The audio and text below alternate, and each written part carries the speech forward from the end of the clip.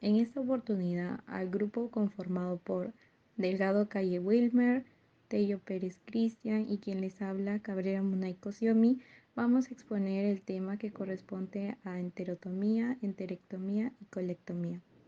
Descripción anatómica. En primer lugar, debemos ubicarnos topográficamente realizando la división de la región abdominal para un mejor reconocimiento de las estructuras anatómicas.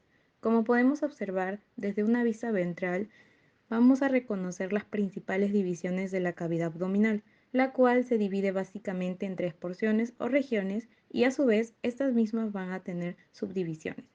La primera corresponde al abdomen craneal, también llamado epigastrio, que corresponde al espacio entre el diafragma y la última costilla.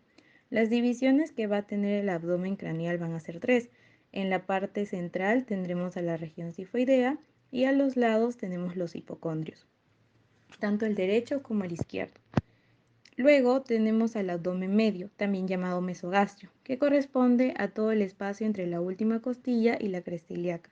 Las subdivisiones que vamos a tener en esta parte es que en la parte central va a estar ubicada la región umbilical y a los lados los flancos, tanto derecho como izquierdo. Y finalmente tenemos el abdomen caudal, también llamado hipogastrio, que corresponde a todo el espacio restante desde la cresta ilíaca hacia caudal. Las divisiones que vamos a tener aquí también van a ser tres. En la parte central tendremos a la región púbica y luego a los lados tendremos las regiones inguinales. Es importante recordar cómo está compuesto el tracto digestivo para reconocer los órganos abdominales. En la siguiente vista lateral vamos a identificar el esófago, el estómago, seguidamente tenemos el intestino delgado, el cual está compuesto por tres porciones, que son el duodeno, el yeyuno e ilio. Luego de ello seguirá el intestino grueso, quien está compuesto por el ciego, el colon, el recto y finalmente el canal anal. Algo que tenemos que recordar es que el tejido que recubre la pared abdominal y cubre la mayor parte de los órganos en el abdomen es el peritoneo, que va a estar dividido en dos. Tenemos el peritoneo parietal, que cubre las paredes internas de la cavidad abdominal, y la otra llamada el peritoneo visceral, que envuelve total o parcialmente las vísceras abdominales y les brinda sostén mediante pliegues a través de los mesenterios, epiplones y ligamentos. En relación al mesenterio, está formado por una doble hoja de peritoneo visceral descolgada del techo del abdomen a nivel de la segunda vértebra lumbar. El origen o raíz del mesenterio incluye la arteria mesentérica craneal junto al plexo vegetativo intestinal. Desde la raíz se extiende en abanico aproximadamente a unos 20 centímetros hasta alcanzar el borde mesentérico del intestino. Según la porción se va a denominar mesoduodeno, mesoyeyuno y mesoilio. Las dos láminas serosas del mesoduodeno, tras envolver la porción craneal del duodeno, se van a fusionar a la del aumento menor para constituir el ligamento hepatoduodenal. En la porción descendente del duodeno, el mesoduodeno envuelve al lóbulo derecho del páncreas, así como a los vasos pancreático-duodenales craneales antes de unirse al borde mesentérico del duodeno. En la porción ascendente, el mesoduodeno se une a la hoja peritoneal derecha del mesocolon descendente. Esta parte del mesoduodeno forma un pliegue con un borde libre oblicuo que se denomina pliegue duodenocólico. En cuanto al mesoyeyuno y el mesoilium, se encuentran ampliamente plegados junto con los giros intestinales y su grosor es mucho más fino distalmente que en la raíz. En cuanto a la anatomía del intestino delgado del perro, como sabemos, el intestino delgado es la porción del tubo digestivo comprendida entre el píloro y el orificio ileal. Su longitud media aproximada es variable según autores. Más o menos oscila entre 3 a 4 metros, aunque va a depender mucho del tamaño del animal. Iniciamos con la división del intestino delgado.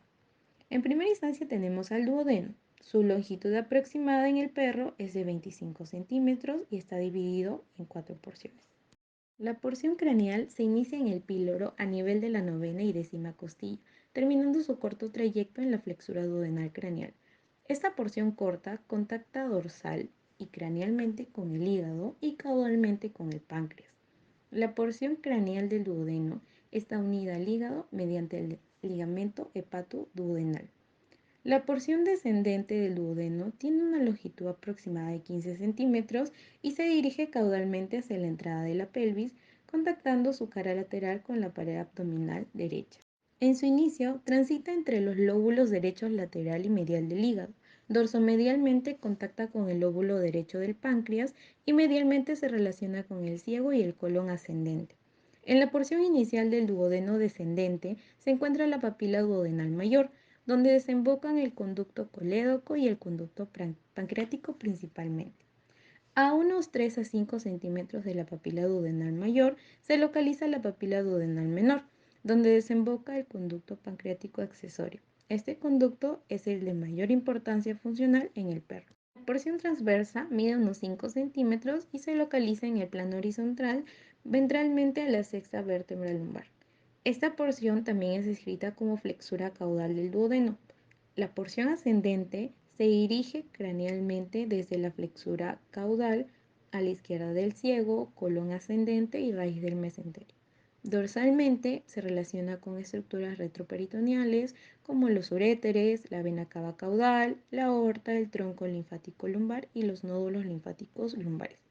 Su cara ventral se va a relacionar con el yeyuno y a la izquierda con el colon descendente. En cuanto al yeyuno e ilion, integran la mayor parte del intestino delgado. El yeyuno es la porción más larga y se inicia en la flexura duodeno-yeyunal a la izquierda de la raíz del mesenterio. Las asas yeyunales se topografían en la mitad ventral de la cavidad abdominal, formando de 6 a 8 grandes giros que terminan hacia el flanco derecho del abdomen, cerca del pubis, desde donde se inicia el ilion en dirección dorsocraneal. Exteriormente, el ilion se diferencia del yeyuno por el mayor grosor de sus paredes debido a un incremento de las fibras musculares. Además, es menos móvil que el yeyuno, al estar conectado al ciego por el pie iliocecal. Y finalmente, en cuanto al intestino grueso, su anatomía quirúrgica, vamos a tener que el ciego tiene su ubicación ventral al riñón derecho, dorsal al intestino delgado y medial al duodeno descendente. Luego vamos a tener al colon ascendente, al colon transverso, que está craneal a la raíz mesentérica, al colon descendente, que está dorsal al intestino delgado, y en el lado izquierdo hasta la entrada pélvica. Y finalmente el recto, que va desde la unión colorectal hasta el ano. En la siguiente diapositiva, en la imagen A, tenemos la representación esquemática de los órganos de la cavidad abdominal del perro luego de la extracción del aumento mayor, el cual se inserta, como sabemos, en la curvatura mayor del estómago, la porción izquierda del colon, el lóbulo izquierdo del páncreas y el ilio del vaso. Mientras que en la imagen B tenemos la representación esquemática de los órganos de la cavidad abdominal del perro también, luego de extraer el aumento mayor y las asas yeyunales para una mejor vista. En cuanto a la vascularización, la principal arteria implicada en la vascularización del intestino delgado es la arteria mesentérica craneal. Si bien es cierto, hay otras arterias que participan en el aporte muscular del duodeno, pero básicamente el duodeno va a estar irrigado en su porción proximal por la arteria pancreático-duodenal, en su porción craneal, derivada indirectamente de la arteria celíaca. Dicha arteria desprende ramos colaterales para las porciones craneal y descendente del duodeno, además del cuerpo y la mayor parte del lóbulo derecho del páncreas. Una segunda arteria, que es la arteria pancreático duodenal caudal, procedente de la arteria mesentérica craneal, participa en el riego de la porción ascendente y transversa del duodeno y de la extremidad caudal del lóbulo derecho del páncreas. Las ramas terminales de ambas arterias pancreáticas duodenales se anastomosan. A partir de la arteria mesentérica craneal se van a desprender 13 a 15 arterias yeyunales que van a transitar por la parte central del mesenterio. A pocos centímetros del yeyuno van a formar arcos de anastomosis entre ellas mismas y desde dichos arcos se van a desprender las arterias rectas que alcanzan el borde mesentérico del yeyuno. En el ilion, los vasos se sitúan tanto en el borde mesentérico como en el antimesentérico. En el primero de ellos interviene la rama ileal mesentérica procedente de la arteria ileocólica, mientras que en el lado antimesentérico se sitúa la rama ileal antimesentérica, desprendida de la arteria cecal. La rama ileal antimesentérica suele anastomosarse con las arterias yeyunales distales en la pared muscular del intestino delgado. Finalmente, en cuanto al drenaje venoso, la vena mesentérica craneal tributa a la vena porta hepática, aparte de la vena pancreático-duodenal caudal y de la vena ileocólica. Las principales tributarias de la vena mesentérica craneal son las venas yeyunales, que reciben la sangre de todo el yeyuno drenada de los arcos venosos y las venas rectas del intestino. Por otro lado, la vena pancreático-duodenal craneal, con la mayor parte de la sangre venosa del duodeno, desemboca en la vena gastroduodenal y de ahí a la vena porta. En cuanto a la arteria mesentérica caudal, esta arteria visceral surge de la cara ventral de la aorta abdominal a nivel de la vértebra lumbar número 5. Donde se origina, se encuentra rodeada del plexo mesentérico caudal. Esta se dirige en dirección caudoventral por medio del mesocolon izquierdo hasta el colon descendente, irrigando de esta forma sus porciones media y caudal, así como también la porción craneal del recto. Esto lo va a realizar por medio de sus dos ramas. La primera es la arteria cólica izquierda, que se encuentra en dirección craneal siguiendo el borde mesentérico del colon, porción descendente, en donde se anastomosa con la arteria cólica media.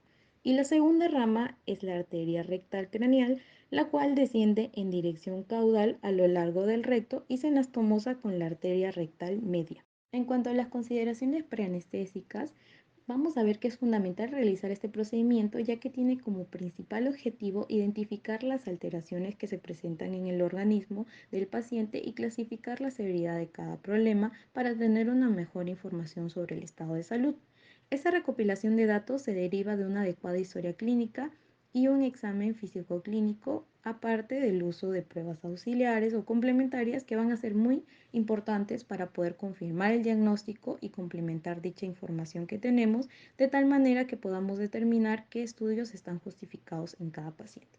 En esa medida, los puntos principales a considerar son la historia clínica, conjuntamente con la anamnesis, el examen físico clínico y los exámenes complementarios. En cuanto a la historia clínica, es importante la identificación del paciente, sea la especie, la raza, la edad, el sexo, enfermedades concurrentes o la administración de fármacos.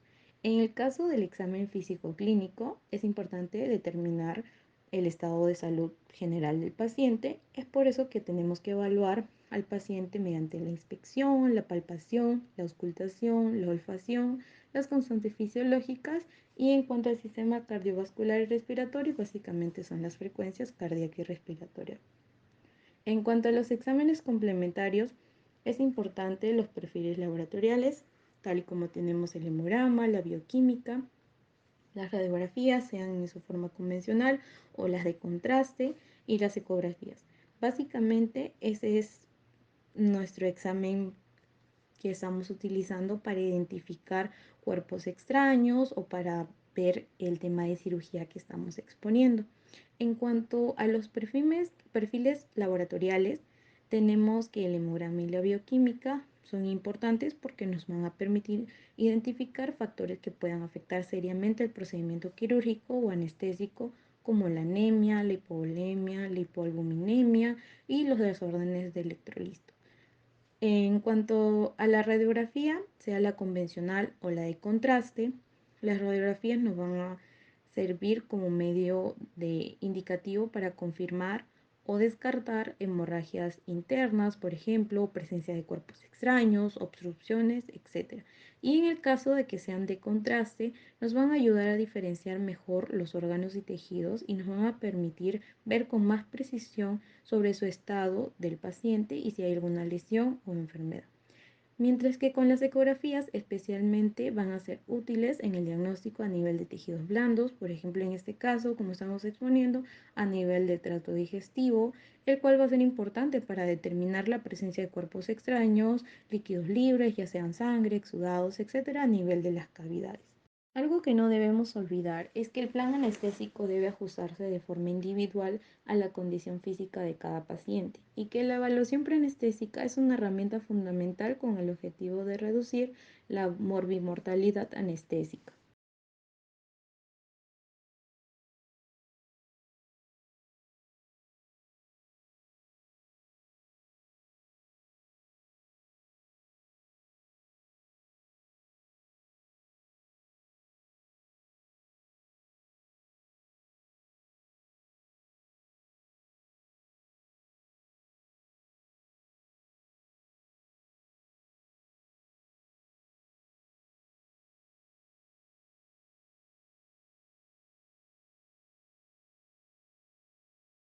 Comenzamos con los fármacos que no deberían usarse.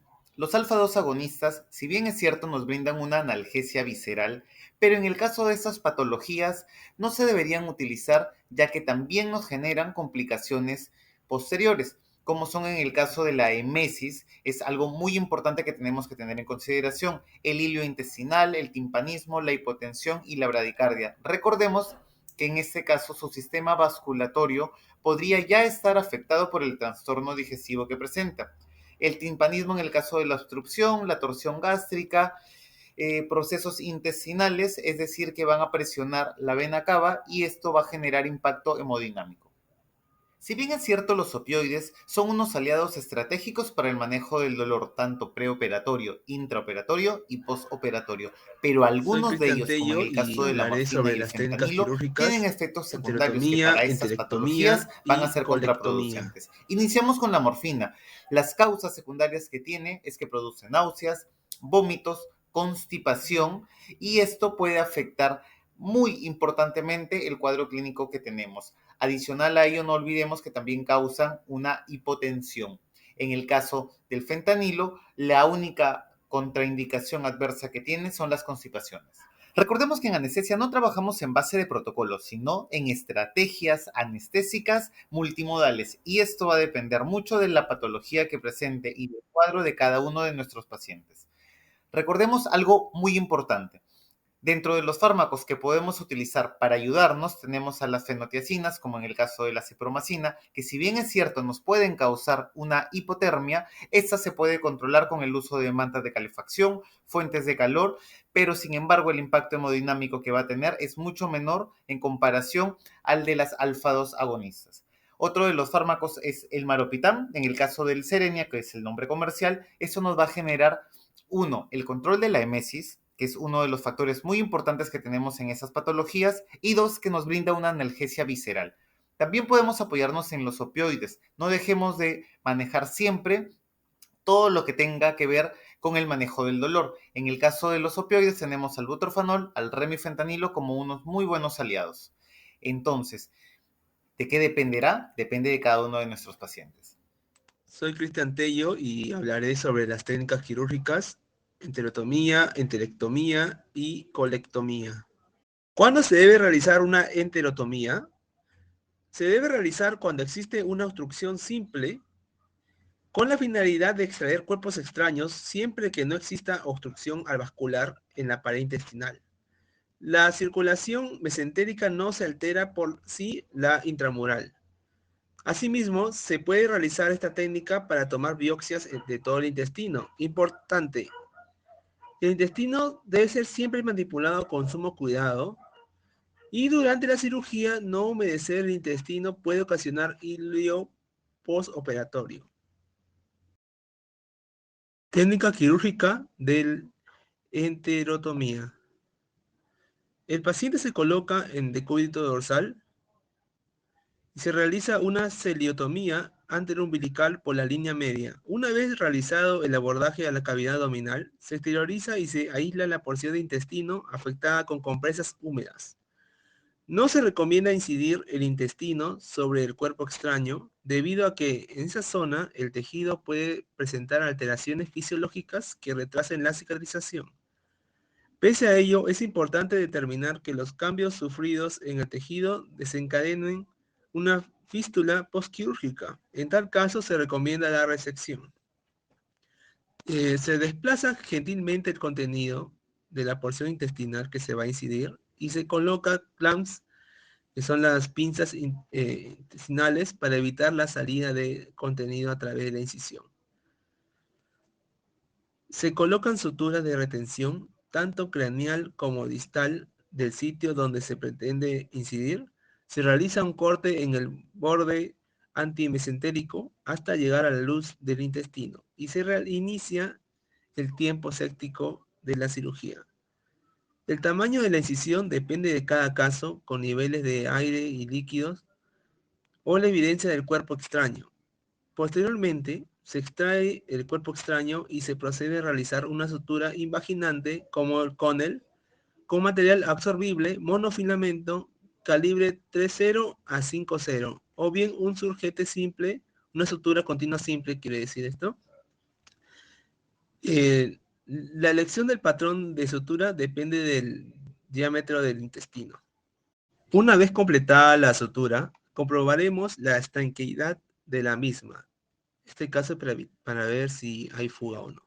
Se procede a inyectar suero fisiológico con una aguja de insulina y realizaremos suficiente presión para asegurarnos que el líquido no sale entre los puntos de sutura. Cubrir el asa afectada con un trozo de epiplón. No es necesaria la resección del epiplón ya que lo podemos desplazar fácilmente. Para asegurarlo en el intestino, daremos un par de puntos en la serosa y muscular con el epiplón. Si la cirugía ha sido limpia y no ha caído contenido intestinal en la cavidad abdominal, lavaremos exclusivamente el asa intestinal afectada con abundante suero fisiológico y procederemos al cierre de la cavidad abdominal y sutura de piel realizando un patrón de sutura elegida por el cirujano, como por ejemplo puede ser una sutura simple continua o subcuticular. Enterectomía. ¿Cuándo debemos realizar esta técnica? Esta técnica se realiza cuando existe compromiso vascular en la pared intestinal debido a una intersección, torsión, vólvulo, neoplasias, isquemia, necrosis, cuerpos extraños, principalmente cuando no es viable realizar solo una enterotomía. La técnica de enterectomía. El paciente se coloca en decúbito dorsal y se realiza una celiotomía anteroumbilical por la línea media para revisar el abdomen. Una vez realizado el abordaje a la cavidad abdominal, se exterioriza y se aísla la porción de intestino afectada con compresas húmedas y se recomienda hidratar con solución de Ringer lactato o también podría usarse solución salina, ¿no? Cloruro de sodio. Se valora la viabilidad intestinal considerando color, pulso arterial, peristaltismo, brillantez de la serosa. La determinación de los signos cardinales de viabilidad intestinal no garantiza el éxito de la anastomosis. Siempre es preferible resecar una porción mayor. Se analiza la porción a resecar y se coloca doble ligadura en los vasos mesentéricos y ligadura en los vasos acardiales, incluyendo serosa y muscular del intestino. Se colocan 4 clamps intestinales de Doyen en un ángulo de 45 grados para ocluir la luz sin comprometer la irrigación. 2 clamps cercanos a la porción afectada y 2 más alejados para evitar la salida del contenido. Posteriormente se retira el área afectada realizando un corte con bisturí junto a la pinza, respetando la ligadura del vaso arcardial. En este momento inicia el tiempo séptico. Se procede a cortar el mesenterio con tijeras de Messenbau y en medio de la doble ligadura del vaso mesentérico. Se limpia el sangrado de los bordes intestinales y de ser necesario se recorta la mucosa intestinal para facilitar la unión. Se aproximan las 2 porciones de intestino para suturarlos con material de sutura absorbible monofilamento calibre 30, con aguja de punta redonda y patrón de sutura continuo simple. Se mantiene una distancia de 2 a 3 milímetros entre cada punto. Se colocan 2 puntos de referencia a las 12 y a las 6. Se refiere a utilizar en 180 grados, es decir, un punto de sutura arriba y un punto de sutura abajo, y así sucesivamente, de manera que existan 2 puntos que permitan una mayor elasticidad. Se recomienda el borde intestinal con unas pinzas de disección finas y evitar utilizar los dedos para sujetar el intestino y la aguja. En este momento termina el tiempo séptico de la cirugía, lo que obliga a desechar todo el material contaminado que involucra desde los campos, compresas, hasta instrumental y guantes utilizados en presencia de contenido intestinal. Se realiza la sutura del intestino con sutura continua simple, con material absorbible, monofilamento calibre 3.0 a 5.0, aunque también hay la opción de realizar una sutura con puntos simples discontinuos.